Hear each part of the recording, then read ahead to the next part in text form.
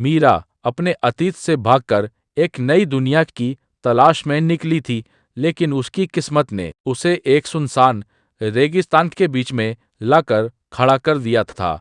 उसकी पुरानी नीली जीप रेत में धंस चुकी थी और इंजन की हर कोशिश नाकाम हो रही थी। हताश होकर वह गाड़ी से टे लगाकर बैठ गई।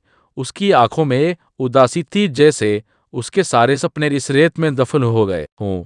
और तभी एक हल्की मशीनी आवाज ने उसका ध्यान खींचा। एक पुराना जंगलगा रोबोट उसके सामने खड़ा था, जिसकी एक आंख धीमी पीली रोशनी बिखेर रही थी। तुम्हारा इंजन मर गया है, रोबोट ने धीमी आवाज में कहा। मीरा की आंखों में आंसू आ रहे। और मेरा दिल, उसने फुसफुसाया। बहुत पहले। रोबोट ने मीरा की बात को समझने की कोशिश की। उसकी पीली आंखें टिमटिमाई। रात हो गई थी।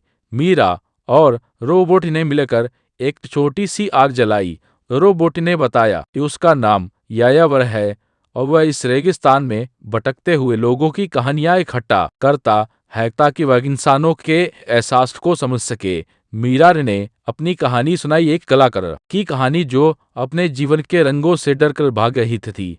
उसने महसूस किया कि वह अकेली नहीं है। यायावर भी टूटा हुआ था। उसकी पुरानी यादें खो चुकी थीं। धीरे धीरे उनके बीच एक अनोखा रिश्ता बन गया। मीरा ने यायावर को अपनी उंगलियों से रेत पर दिल बनाना सिखाया और बदले में यायावर ने उसे उम्मीद की किरण दिखाई। अगली सुबह जब सूरज की पहली किरणें रेगिस्तान को सुनहरा कर रही थीं, मीरा ने यायावर से पूछा, क्या तुम मेरे साथ चलोगे? यायावर ने अपना हाथ मीरा के हाथ में थमा दिया।